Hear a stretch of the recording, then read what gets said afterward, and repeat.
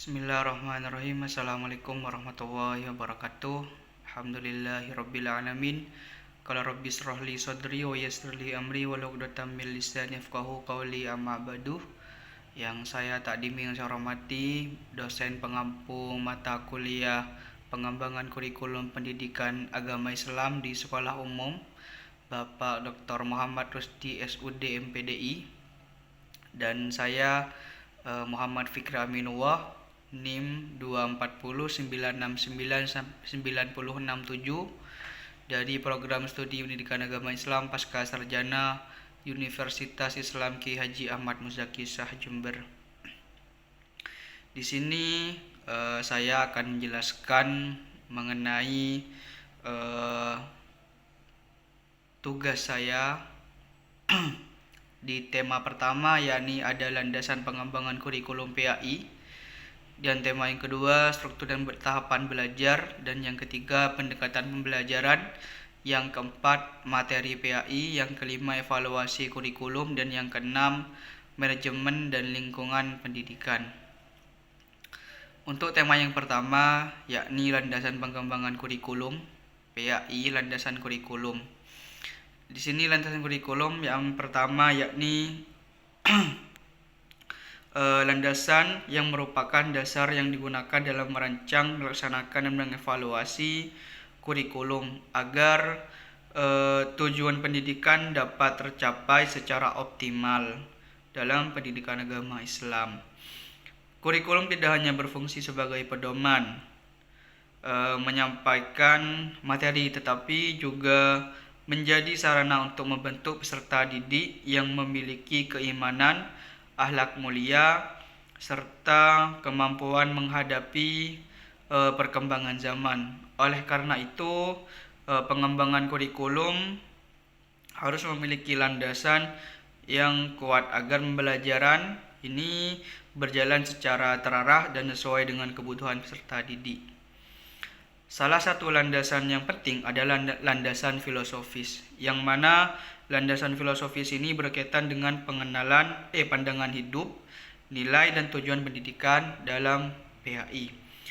Pendidikan ini bertujuan membentuk manusia yang beriman, bertakwa, berilmu, dan berakhlak mulia. Nah, peserta didik ini tidak hanya diarahkan untuk menguasai ilmu pengetahuan, tetapi juga mampu mengamalkan nilai-nilai Islam dalam kehidupan sehari-hari.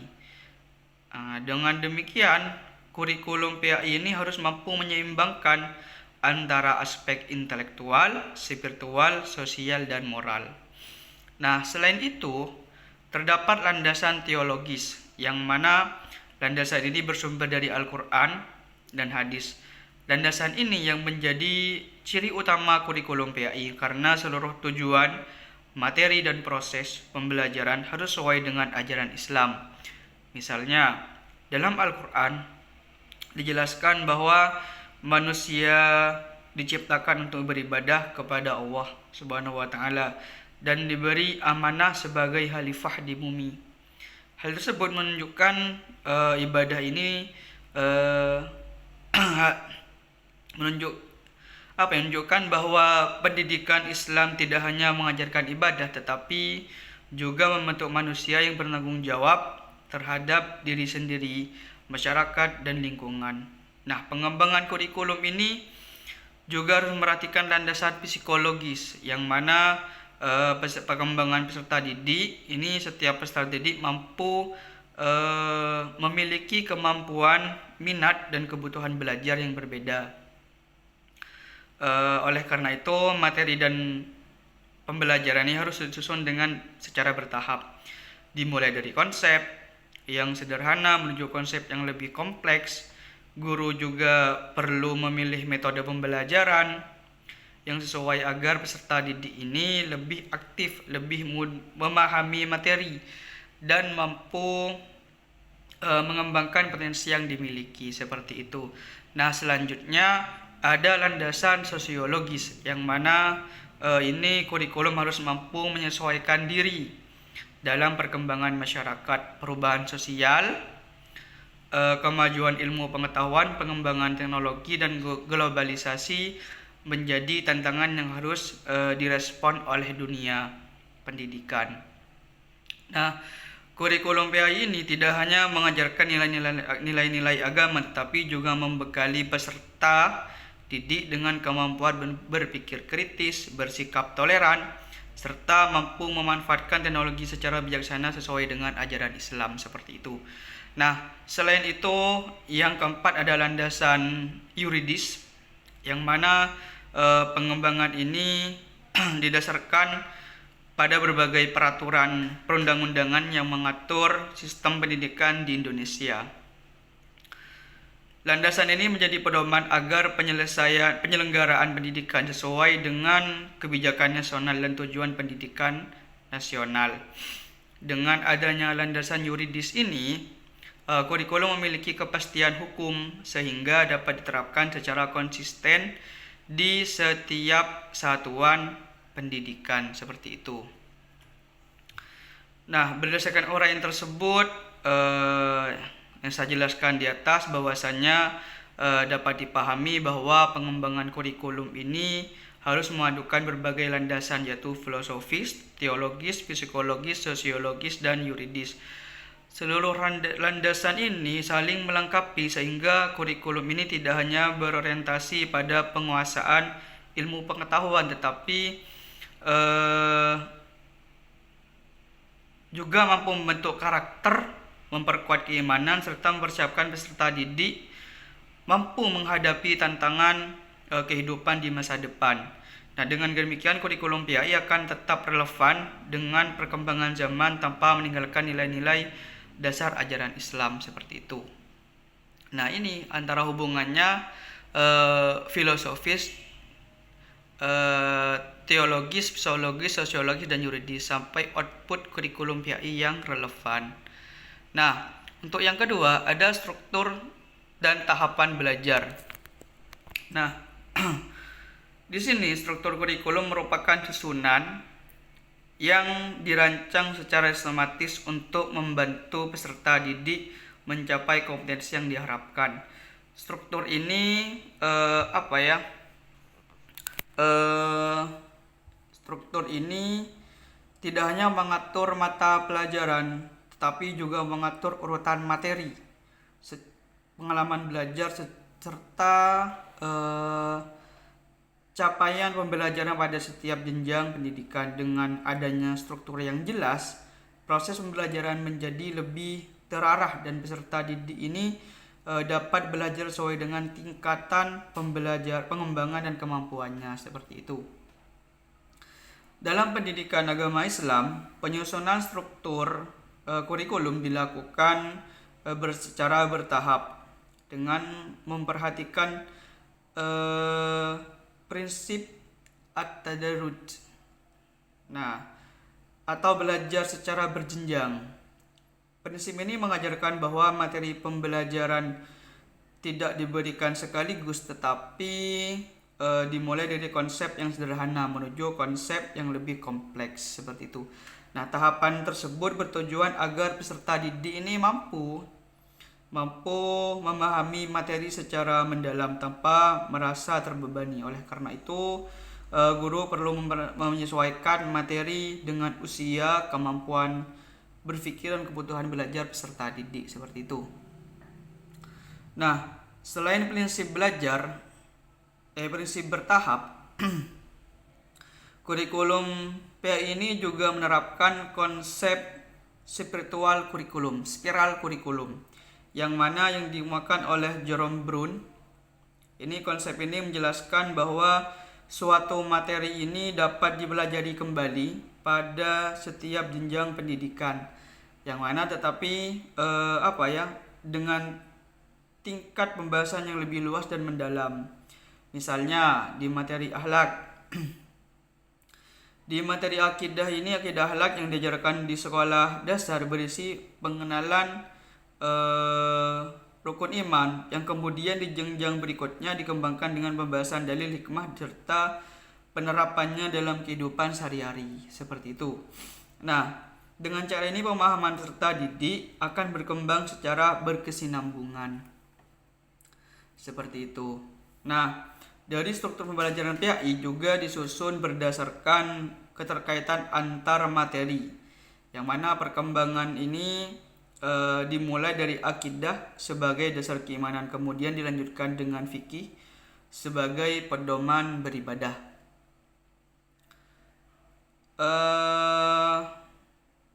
Al-Quran dan hadis ini sebagai sumber ajaran Islam dan akhlak sebagai pembentukan karakter, serta sejarah peradaban Islam sebagai pembelajaran dari perjalanan umat Islam. Ya, susunan tersebut ini menunjukkan bahwa setiap materi ini saling melengkapi dan memiliki tujuan yang sama, yaitu membentuk peserta didik yang beriman, berilmu, dan berakhlak mulia.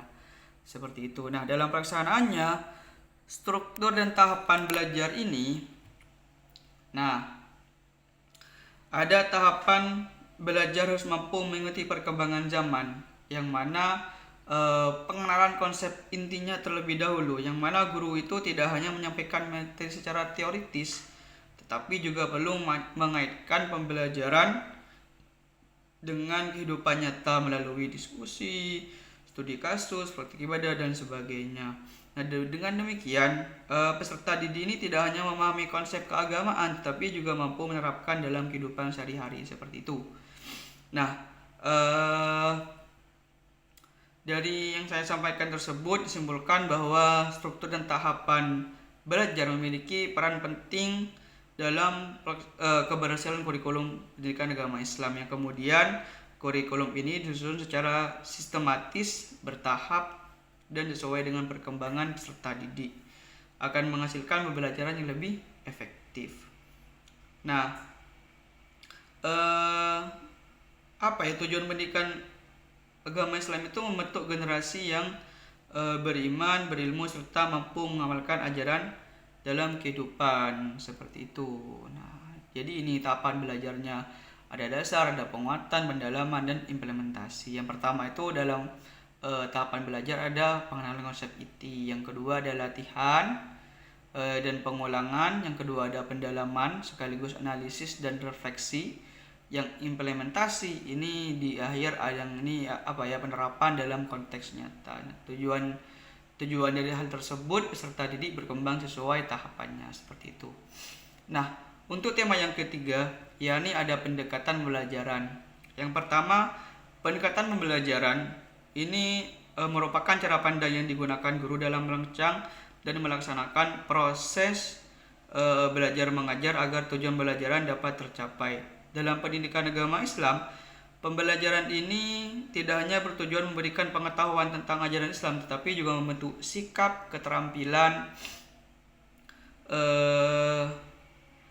dan juga akhlak peserta didik. Oleh karena itu, pendekatan yang digunakan ini harus mampu menciptakan pembelajaran yang aktif, bermakna, dan sesuai dengan kebutuhan peserta didik, seperti itu.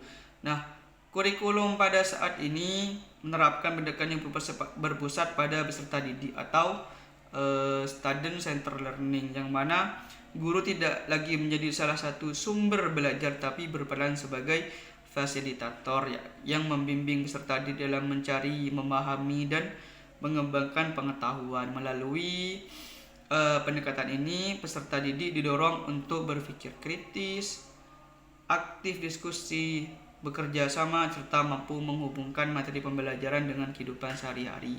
Nah, dengan demikian, proses belajar ini tidak hanya berorientasi pada hasil, tetapi juga pada pengalaman belajar yang bermakna, seperti itu. Dalam pelaksanaannya ada beberapa model yang pembelajaran yang dapat diterapkan dalam PAI. Yang pertama yakni PBL atau Problem Based Learning, yang digunakan untuk melatih peserta didik memecahkan masalah berdasarkan nilai-nilai Islam, seperti itu. Yang kedua, PJBL, yang mana Project Based Learning, yang mengajak peserta didik menghasilkan suatu karya atau proyek sebagai bentuk penerapan materi yang dipelajari, seperti itu. Nah, selain itu ada Inquiry inquiry learning, yang mana mendorong peserta didik ini untuk menemukan sendiri konsep melalui proses bertanya, mencari informasi,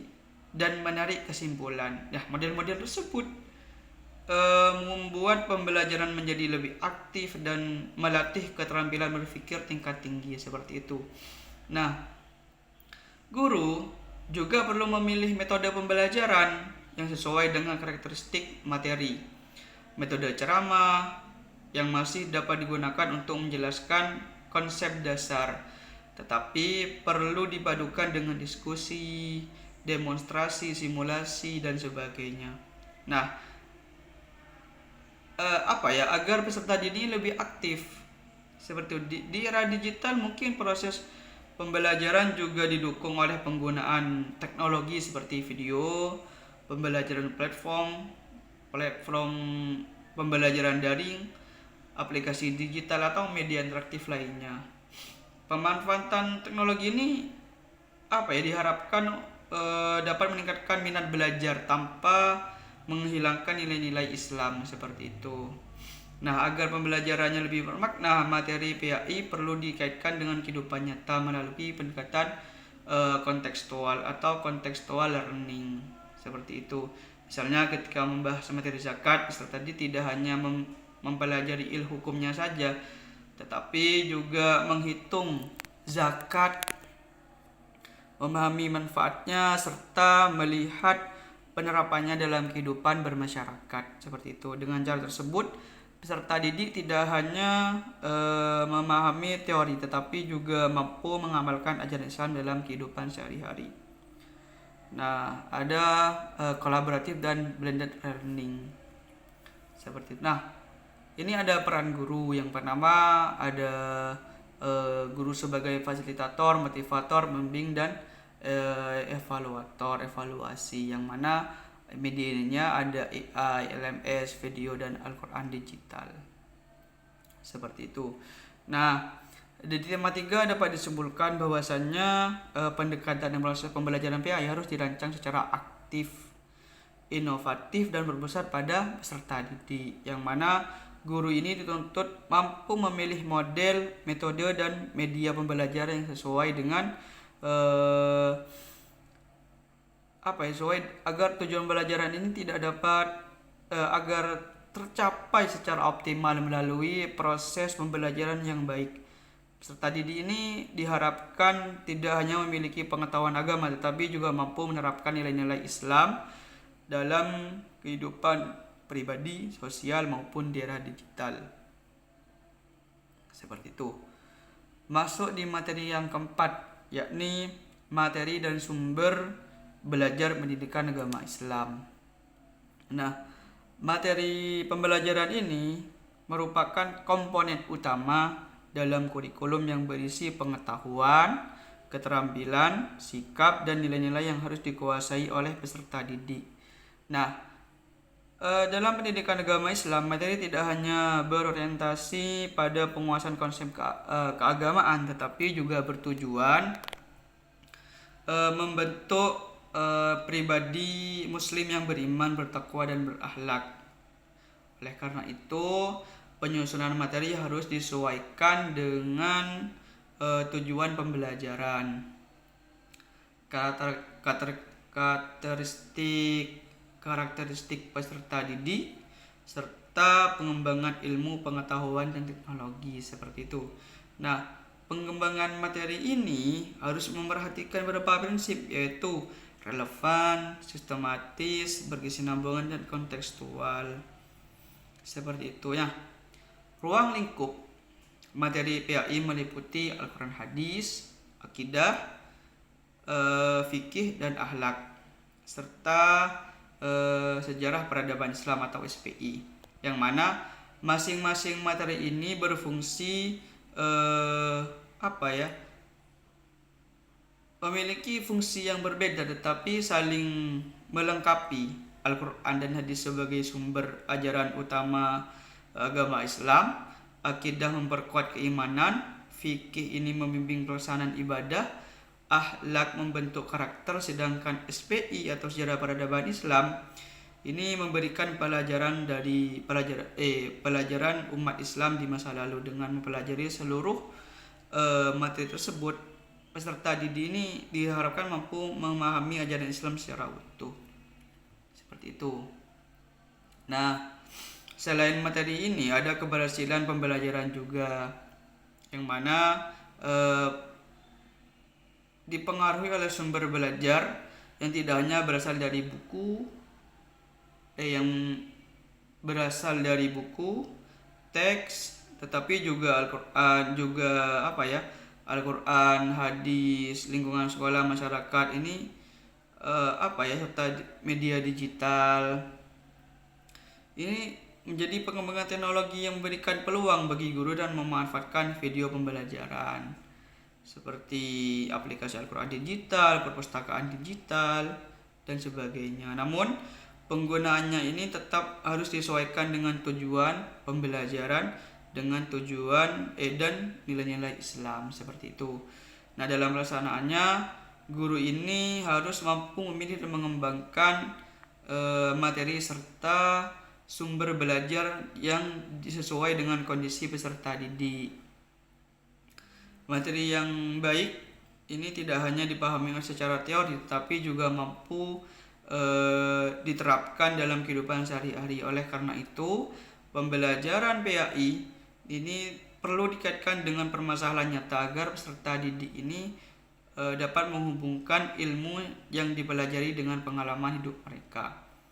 Prinsipnya ada relevan, kontekstual, dan sistematis. Nah, berdasarkan uraian tersebut yang saya jelaskan, dapat disimpulkan bahwasanya materi dan sumber belajar yang merupakan dua komponen yang saling berkaitan dengan keberhasilan pembelajaran PAI. Nah, materi ini disusun secara sistematis dan didukung oleh sumber belajar yang beragam akan membantu peserta didik memahami ajaran Islam secara lebih mendalam serta lebih mampu mengamalkan nilai-nilai Islam dalam kehidupan pribadi maupun sosial, seperti itu. Oke, lanjut ke tema yang kelima, yakni evaluasi, refleksi, dan pengembangan kurikulum pendidikan agama Islam. Pertama yaitu evaluasi. Saya akan menjelaskan evaluasi, yang mana evaluasi kurikulum ini merupakan proses yang dilakukan untuk mengetahui sejauh mana tujuan pembelajaran ini telah tercapai serta menilai efektivitas pelaksanaan kurikulum pendidikan agama Islam, seperti itu. Nah, evaluasi ini tidak hanya berfokus pada hasil belajar peserta didik, tapi juga mencakup materi, metode pembelajaran dan media dan pelaksanaan kurikulum secara keseluruhan. Dengan adanya evaluasi tersebut, sekolah dapat mengetahui kelebihan dan kekurangan kurikulum sehingga dapat dilakukan perbaikan yang sesuai dengan kebutuhan peserta didik. Nah, proses tersebut dilakukan secara berkelanjutan yang melalui dua bentuk, yaitu evaluasi formatif dan sumatif. Seperti itu.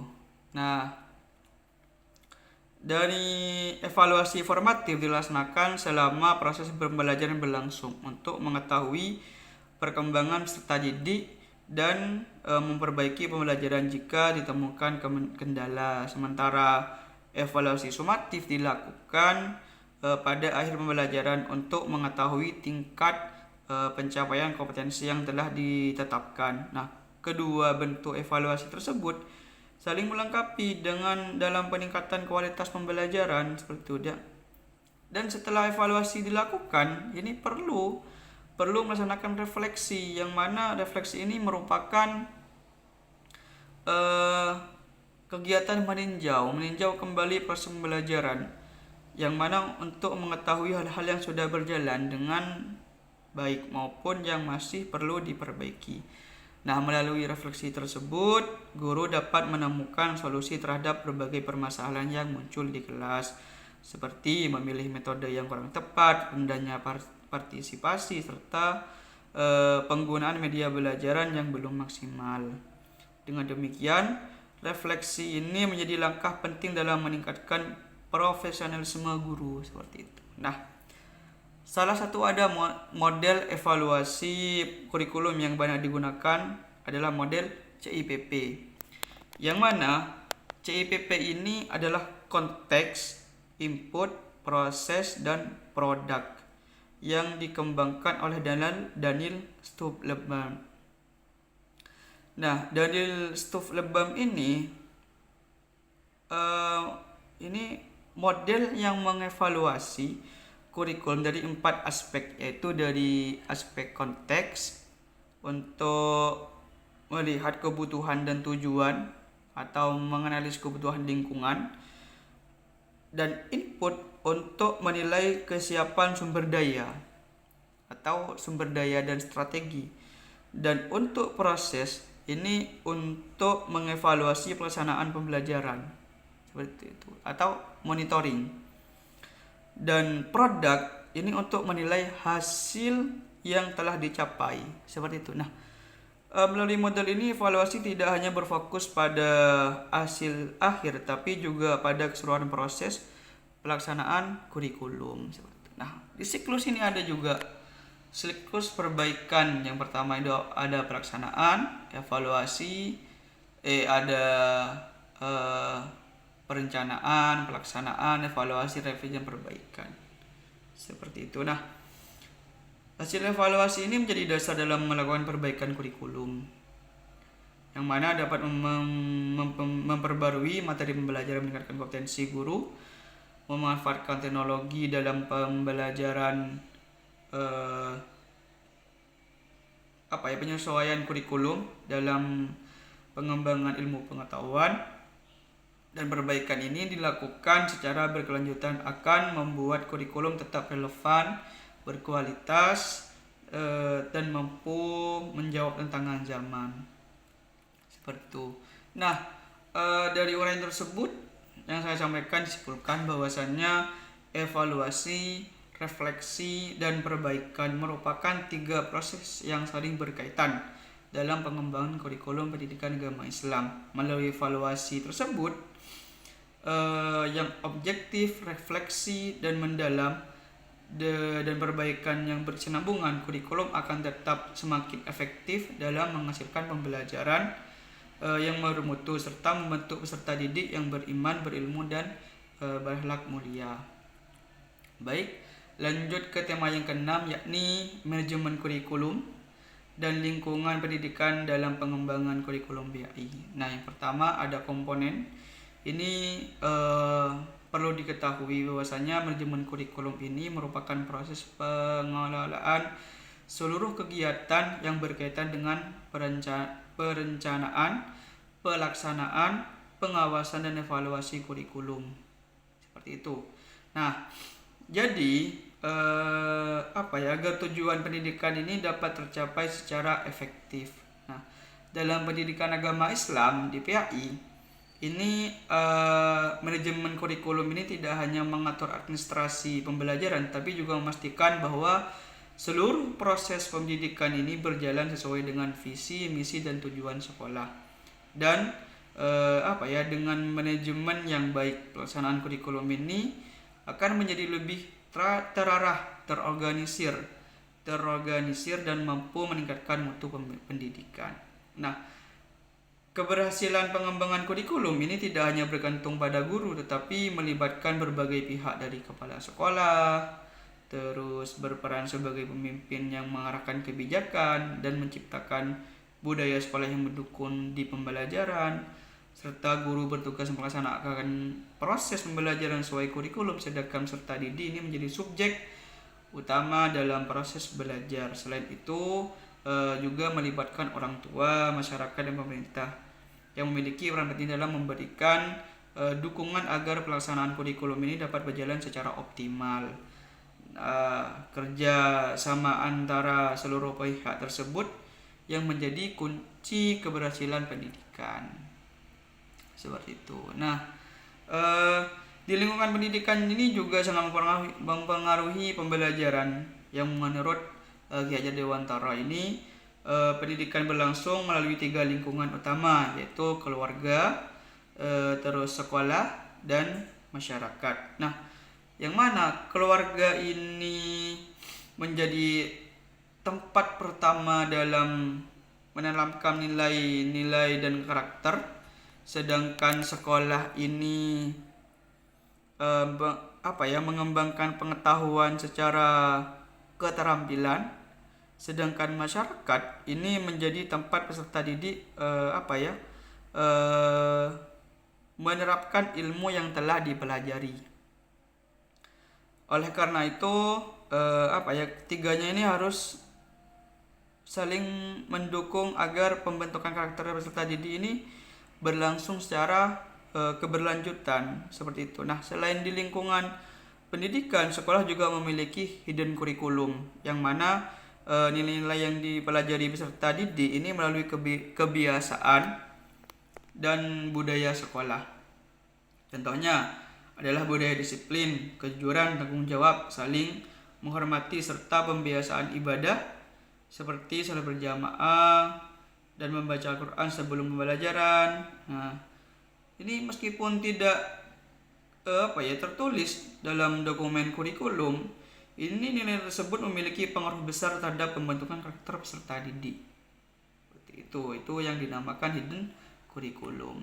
Nah, dalam pelaksanaan kurikulum terdapat beberapa tantangan seperti keterbatasan sarana, kemampuan guru dalam yang belum merata atau pengembangan teknologi yang sangat cepat, serta kurangnya keterlibatan orang tua dalam proses pendidikan. Ini perlu strategi untuk memperkuat implementasi kurikulum melalui penilaian kompetensi guru, penguatan kepemimpinan kepala sekolah, pemanfaatan teknologi sebagai media pembelajaran, serta evaluasi yang dilakukan secara berkala dengan langkah tersebut.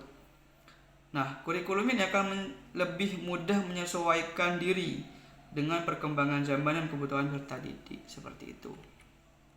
Nah, ini ada beberapa penguatan sumber strategi penguatan, ada pelatihan guru, pemanfaatan teknologi, kolaborasi stakeholder, dan evaluasi berkelanjutan.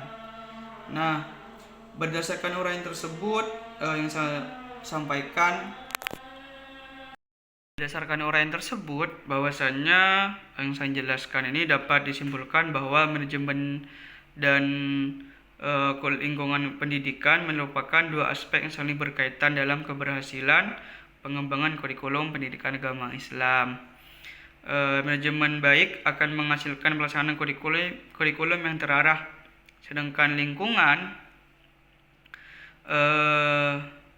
pendidikan yang kondusif akan mendukung terbentuknya peserta didik yang berilmu, berakhlak mulia, serta mampu menghadapi tantangan kehidupan di era modern, yang mana pengembangan kurikulum ini harus didasarkan pada landasan yang kuat, pendekatan yang inovatif, evaluasi berkelanjutan, serta struktur pembelajaran yang sistematif, materi yang relevan, dan manajemen yang efektif, seperti itu. Nah, mungkin itu saja dari saya, kurang lebihnya mohon maaf.